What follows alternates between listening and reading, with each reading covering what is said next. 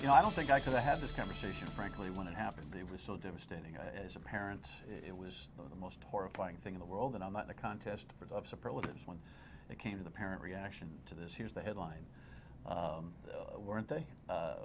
It was an unspeakable time. The radio show, I didn't have to say anything until the phone lines ripped, and all people did was cry. That's all we did. It was just, right? So here's some really productive stuff that Michelle, who you're going to meet here formally in a second, has done. Here's a little clip of Safe and Sound, the project that she's working on. The women's shared experience combined with their growing friendship and led them to create what they call Safe and Sound. And then we got stuck on school security. And, you know, can you believe this? And how come nobody's talking about this? How come the conversations are about this and this and this, but nobody's saying, what are we doing about sending our kids to school tomorrow? Amen. Welcome. Thank you. Merry Thanks Christmas. for having me. It's nice I'm not that far away from you, so. No, No? no. My condolences. When is that's never going to be inappropriate? I don't think so. I mean, we're going to carry this loss with us for the rest of our lives here. 2 years feels like what? You know, sometimes it feels like it was just yesterday or a couple minutes ago, and sometimes it feels like it was a lifetime ago. Missing her, it seems like an eternity for us. Joey. Yep. Special kid. Very, very. Mm-hmm. Talk a little bit about her.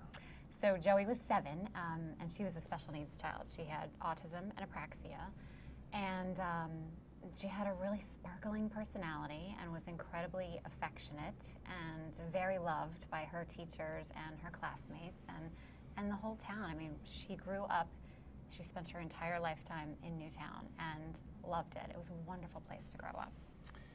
So, by the way, we're going to have a further show. I'll tell you in the next segment. We're going to have an additional conversation about the concepts of safe and sound schools, because I don't think we can accomplish this, and since in just one show, and since Michelle's been kind enough to hang out for our recording in the afternoon, we'll have more. We can talk more about what happened that day. I'm in the uncomfortable place of actually asking permission about talking about this, because I'm so sensitive to a parent's consciousness about having to do it. And I bet you it's different for you every day in terms of how you talk about it. You know, minute by minute, it's different. Sometimes I feel pretty strong, like I've found my feet, and then 10 minutes later, not so much. As much as you can bear that day. What? Yeah, so I think it is. You were asking me, is it okay to talk about it? I think it's important to, because, as you were kind of alluding to, the nation's hearts were broken that day. It didn't just deeply affect us. It affected everyone. It was so close to home, even if you were in California hearing it on the news.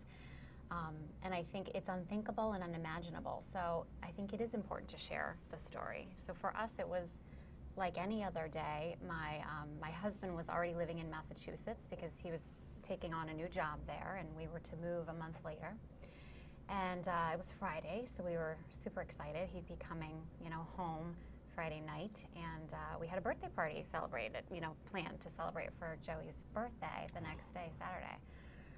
So, the usual fights to break up between the siblings, and the lunches to pack, and, Joey's gluten-free, casein-free, fun-free lunch and breakfast, all of those things that were a part of our normal routine. And I sent off the 2 older girls. They went off on their buses. One went to the intermediate school in town, and the other went to Sandy Hook, where she was a 4th grader. But I held on to Joey a little bit longer that morning because she was still recovering from a concussion that she had suffered on the playground. So I was really 50-50 on whether I was going to send her in that day. Oh. Yeah. So, I said to her, after a little extra snuggling on the couch and having canceled her special bus, I had said, "Do you want to go in?" And she immediately jumped right off the couch, grabbed her lunchbox and her backpack and her jacket, and she wanted to go. And so I figured, you know what? She goes, spends a little time there. I'm sure, her teachers will call me if she's not up for it, and I can come pick her up, early if I need to. So we hopped in the car and we went off for another fun day at Sandy Hook School. The holidays were right around the corner. They had activities planned, and you know, it was something exciting. And she was met at the door by one of her favorite teachers, and they skipped on in together, and that was the last time that I saw her alive.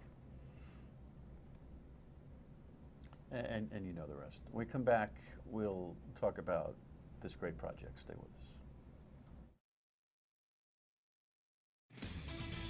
This is Josephine Gay's playground. Everyone knew her as Joey. She was among the 20 children killed by a suicidal mass shooter inside Sandy Hook Elementary. What do you think when you look around and see it for the first time? It's unbelievable, and it's beautiful. It's part of a program born of two disasters, Hurricane Sandy and the Sandy Hook massacre. New playgrounds in the memory of each Sandy Hook victim in areas affected by the superstorm. This one in Bridgeport, Connecticut. Great project. You know, all due respect to the journalist there or the narrator, that the perky reference to the idea that a child was lost, and you just must glaze over when you We've see this become stuff. desensitized, you know, so, you know, we had to learn, even being a very private family, that it was important to speak up, to be involved, particularly if we wanted to shine light on the work that we're doing for Joey's Fund and for Safe and Sound. So, you know, you learn to recognize people's good intentions and focus on that. Sure. Okay. Again, Jess, I forgot to ask you, what night is this next show going to air? The Tuesday before New Year's. Tuesday before New Year's. When we come back in the next segment, I'll give the exact time and date as we expand this conversation. You've got two things going on. The Autism Project is obviously terrific, and that resonates with a lot of people. There's too many kids that have autism. I want to park that for a second, touch on it in the next show maybe. The Safe and Sound program, though, is really important. What is your gut call on what we're doing for school safety, and what is your mission? So the mission is to empower and educate school communities across the country, and every community, every building, every classroom is going to be completely different. We're all like snowflakes in reality. So it's important for us to develop a framework for folks and to help them get the discussions going, to give them the resources that we know are available and are out there, but just aren't really seeping down to the level that they need to be. But it's important that we teach people to fish, that in their local communities, they're taught how to put together their own initiatives, how to drive their own initiatives, and that they reflect the values and the culture of the community that's putting them forth. Okay. What does it mean? We want to help people make their schools safer. Okay. I don't think we're doing enough. I can't figure out why we have armed police officers in Rhode Island's middle schools and high schools known as resource officers or DARE officers, and we don't have armed officers in the schools for what we consider to be, and boy, we heard a lot of it after this horrifying incident, our precious cargo. Thought? In terms of why we don't have SROs in our elementary schools, and It's one element of the conversation. it is, and it's but only I one. find it to be horrifying that we can't figure out how to get that done, and we think that the master plans that towns have run through and the state's kind of approved, and we're going to keep it all quiet because we don't want to get the bad guys the idea, Right, and all right. that kind of stuff. All misses a point, which is Well, everybody really does have to be involved in the plan, and when you take that route, you totally miss the boat. We have to have the parents involved, the students involved, the teachers, the custodians. People need to know what the plan is, and they need to have confidence in it. They need to have a say in drafting it. They need to be a part of it and to weigh in and say, you know, this is really bothering me. I noticed that the cafeteria back door is open all the time. It's great that we have an SRO. right. It's great that we have locked front doors. It's great that we have a panic button now. But I'm noticing this.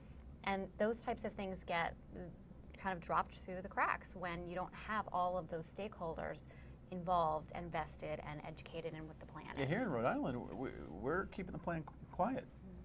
It's a behind-the-scenes document. So the thing is, I conceptually debate this with the superintendent of our state police, who's a phenomenal law enforcement officer. Yes. But come on, man. So notion- this is go ahead. uncharted territory, though. This is not like the success we've had with fire safety, where you can just lay it all out on the table and you can tell everybody when you hear this sound, this is what it means. You should respond in these 3 ways.